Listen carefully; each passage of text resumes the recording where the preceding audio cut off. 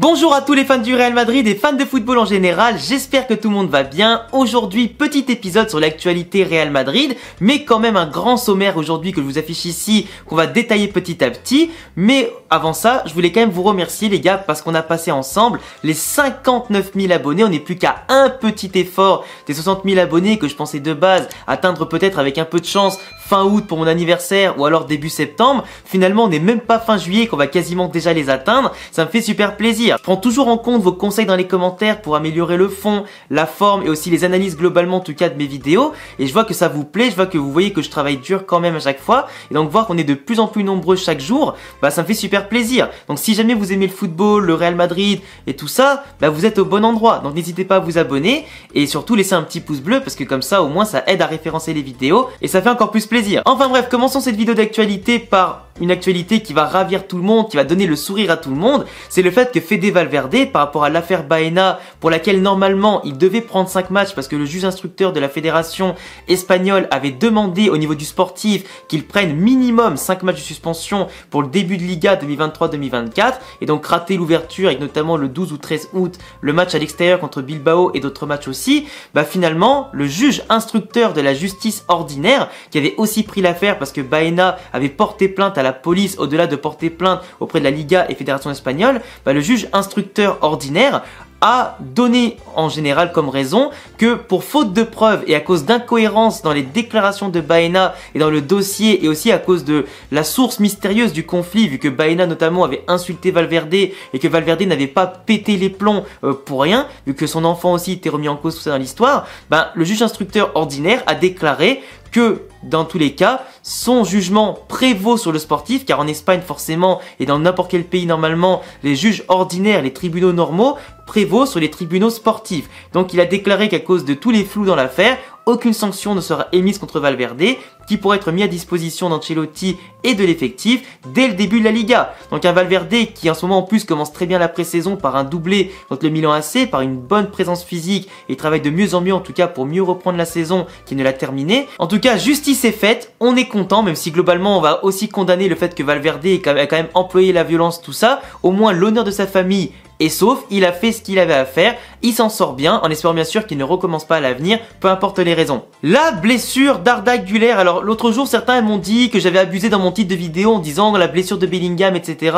Alors qu'il n'était pas blessé, parce que moi je faisais référence à sa douleur au genou, enfin du moins sa blessure au genou qu'il avait poussé en fin de saison à faire une petite opération au genou. J'avais quand même expliqué qu'il avait fait, pas une rechute, mais globalement qu'il était mis sous surveillance par rapport à son genou, par rapport aussi au lourd programme de Pintus qui lui causait un peu de problème en ce moment, il finissait pas toujours toutes les sessions à 100%. Donc le Real Madrid l'autre jour l'avait fait s'installer à l'intérieur des installations du club pour qu'il puisse faire un autre programme de récupération et pas trop forcer sur le genou et aussi le tester. Actuellement ça va super bien, on l'a vu contre le Milan AC en amical, ça va super bien, ça a été un monstre pendant 1 heure de jeu Bellingham, au niveau physique, technique etc. Il est déjà très en jambes et ça fait super plaisir de voir aussi qu'Ancelotti lui fait des éloges et dessine pour lui un schéma tactique en tout cas qui lui sera propre pour le mettre au mieux possible en évidence. Du coup Bellingham, il n'y a pas de problème pour lui. Et par rapport à Arda Güler qui a déjà manqué à cause justement de sa blessure le match contre l'AC Milan, il va aussi rater le match dans la nuit de mercredi à jeudi, le match contre Manchester United. Actuellement il a une douleur à la jambe qui ne passe pas trop, même si bien sûr ça risque de passer d'ici quelques jours évidemment. En tout cas les kinés du club s'en occupent à merveille pour le moment. Il a recommencé ce matin à s'entraîner avec le ballon mais à l'écart du groupe, il peut pas s'entraîner encore avec le groupe globalement pour faire tous les efforts, faire reprendre les oppositions, les petits matchs, tout ça. Il s'entraîne avec précaution, c'est une pépite, c'est un diamant brut qu'il faut polir et qu'il faut pas cramer, il a que 18 ans forcément, donc en attendant, il préfère le garder au frais, qu'il puisse s'entraîner tranquillement à côté, et dès qu'il retrouvera la forme, il sera pourquoi pas là pour tester ses premières minutes contre le Barça. Ce serait quand même assez symbolique qu'il fasse ses premières minutes avec le Real, même en amical contre le Barça, sachant que de base c'était le Barça qui le voulait avant l'intérêt du Real Madrid. Et si en plus de ça il pouvait rentrer et être décisif, c'est encore mieux comme premier match. Mais vous inquiétez pas, tout comme pour Bellingham, il n'y a pas grand chose, il faut attendre quelques jours pour voir ce petit diamant brut, en tout cas mettre le maillot du Real Madrid et nous montrer tout son talent, autre qu'à l'entraînement. En espérant bien sûr que d'ici les prochains jours, il n'y ait pas d'aggravement, etc. qui le pousse à rester au repos bien plus longtemps et qu'il puisse quand même avoir un petit peu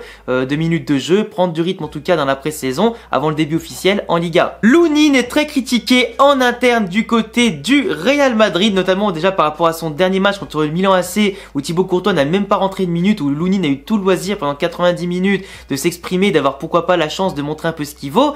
Il est clairement fautif sur 2 buts du Milan AC. Déjà de 1 parce qu'il ne sort pas sur le corner, même si Militao Nacho au marquage de Tomori aurait pu faire largement mieux. Il ne sort pas, il n'a aucune présence sur les centres, sur les coups de pied arrêtés, ni les sorties de balle dans sa surface. Donc forcément aujourd'hui ça commence à ne plus passer du tout. Et en plus sur le deuxième but, alors même si c'est Nacho qui fait une mauvaise relance plein axe, je veux dire il se prend quand même un but de 25 mètres. Il était hyper mal placé, il n'a pas su réagir. Et pour le peu de choses qu'il a eu à faire dans le match globalement contre un Milan AC qui n'était pas non plus énorme offensivement, bah à part une parade sur Giroud, il a pas fait grand chose. Donc globalement Lunin, à qui on demande quand même de faire mieux, il joue au Real Madrid, c'est quand même la doublure de Thibaut Courtois. Oui, il joue pas autant qu'il le voudrait, c'est un joueur jeune qui a besoin de jouer pour encore plus progresser et passer des paliers, mais quand tu es derrière Thibaut Courtois, c'est sûr que tu ramasses qu'un petit peu les miettes, et globalement si tu profites pas des moindres minutes de jeu pour te mettre en évidence, tu pourras jamais changer la hiérarchie. Lunin l'autre jour a subi la foudre de Luis Llopis, qui est notamment l'entraîneur des gardiens, qui l'a engueulé devant tout le monde, et en plus parce que Lunin n'écoute rien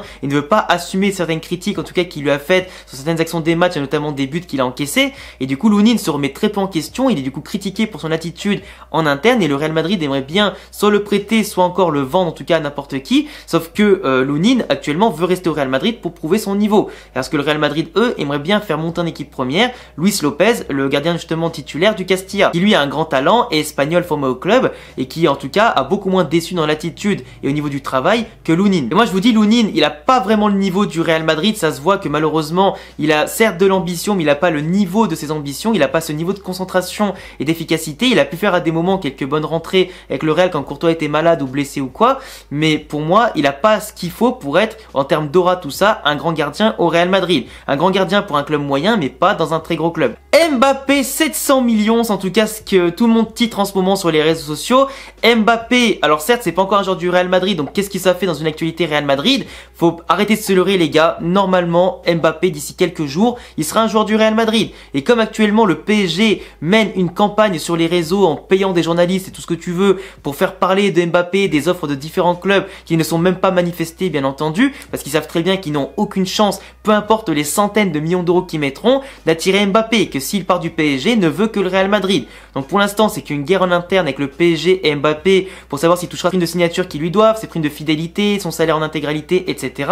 Ça dit qu'Mbappé veut rester sur le banc pendant 1 an pour attendre le Real Madrid et partir libre et rester fier en tout cas de ses positions. Ce cas là le PSG fait tout pour le faire céder, fait tout pour que le Real Madrid bouge son cul dans cette affaire et demande un prix, et pour qu'ensuite le PSG puisse lui donner. Mais le Real Madrid attend pour que le PSG justement baisse son prix d'ici la fin du mercato. Il baissera de plus en plus au point où on va s'approcher du 31 août. Donc forcément le Real Madrid dans cette affaire est pour l'instant le grand gagnant. Il n'a plus qu'à attendre que le PSG se décide à mettre un prix raisonnable et en tout cas à la hauteur des espérances du Real Madrid pour le rendre débarrassé. Même si le Real va donner un gros salaire à Mbappé, du moins une grosse prime à la signature, en plus pourquoi pas de son bail de base, même s'il vient pas libre, bah aujourd'hui le Real est plus dans la position du victorieux qui attend que du mec pressé qui est défaitiste, tu vois. Il est 700 millions, c'est de base, je crois que c'était Al Hilal, un club en Arabie Saoudite qui les donnait. Même Mbappé s'en est moqué sur les réseaux sociaux comme Twitter, avec notamment Giannis Antetokounmpo, le joueur d'NBA, qui s'était proposé, vu qu'il ressemblait un peu à Mbappé, avec jouer à sa place là-bas. Globalement tu vois, Mbappé il s'en fout, il est patient, la stratégie aujourd'hui est mise en place, le PSG essaye de faire dire que le Barça veut Mbappé, tout ça, mais c'est entièrement faux. On sait tous que Mbappé, s'il veut, c'est plutôt lui qui va racheter le Barça que le Barça acheter Mbappé, tu vois. Donc au final, il n'y a rien à dire là-dessus de plus. Arrêtez de parler trop de rumeurs en tout genre. Mbappé, dans quelques jours, il est au Real Madrid, soyez-en sûrs. Et sinon, un petit mot sur Manchester United Real Madrid qui aura lieu après cette vidéo dans la nuit de mercredi à jeudi vers 2h du matin, 2h30 du matin, donc déjà beaucoup moins tard que le match contre le Milan, donc je vais pouvoir me coucher un peu plus tôt après le visionnage et le débrief du match. Globalement ce match là, on a vu que Manchester était assez en forme en ce moment parce qu'ils ont quand même remporté un match 2-0 contre Arsenal l'autre jour. Le Real Madrid a fait une remontada 3-2 contre le Milan, donc c'est plutôt pas mal pour commencer. J'espère voir quand même plus d'activité physique et des joueurs en tout cas qui pourront se reprendre, comme Vasquez, comme Mendy, comme la défense globalement, Militao Nacho, en espérant qu'ils se reprennent contre Manchester quand ils vont jouer. On ne sait pas quelle composition va choisir Ancelotti, si ce sera les mêmes compositions première mi-temps et deuxième mi-temps, si ce sera un mix un petit peu des deux. On ne sait pas comment il va jouer. Normalement le 4-4-2, ou du moins le 4-3-1-2 sera conservé. Donc j'espère voir quand même, comme contre le Milan, une équipe dominatrice au milieu de terrain. Cette fois, c'est Manchester, une équipe anglaise, donc qui aura un peu plus de rythme au milieu de terrain. À voir si on pourra contester la possession, le contrôle, si cette fois-ci on sera plus dangereux et virevoltant offensivement, parce qu'il a fallu attendre Rodrigo et Vinicius pour être vraiment dangereux en deuxième mi-temps contre le Milan AC quand on avait le ballon, au lieu de ronronner et dans la possession être stérile et finalement pas tirer sauf de loin ou des tirs contrés. Donc on avait très peu d'occasions de base sans ces deux-là. Donc à voir comment le Real cette fois-ci commencera son match. Est-ce que cette fois-ci on mènera au score au lieu de courir derrière le score. Voir comment on pourra mettre un impact aussi à Casemiro et Varane, les anciens du club qui sont partis maintenant depuis longtemps. En espérant voir un très beau match, surtout collectivement, et que individuellement personne ne se blesse et que tout le monde en tout cas montre qu'ils sont en forme et impactants pour faire jouer aussi la concurrence et gratter un maximum de temps de jeu. Mais je veux vraiment une défense solide, un jeu offensif qui soit bon et efficace et un milieu de terrain dominateur. On verra bien quand j'aurai fait le débrief. En tout cas, je vous laisserai vous abonner pour ne pas rater ça. Cochez la cloche et c'est un petit pouce bleu sur cette vidéo aussi et me dire en commentaire ce que vous avez pensé de cet épisode d'actualité Real Madrid, des différentes news qu'on a détaillées aujourd'hui. Tous mes réseaux sociaux comme Instagram et Twitter sont dispo en description si vous voulez parler football en dehors des vidéos avec moi. Et à bientôt les gars pour prochaine vidéo. À la Madrid, in Adamas. Ciao.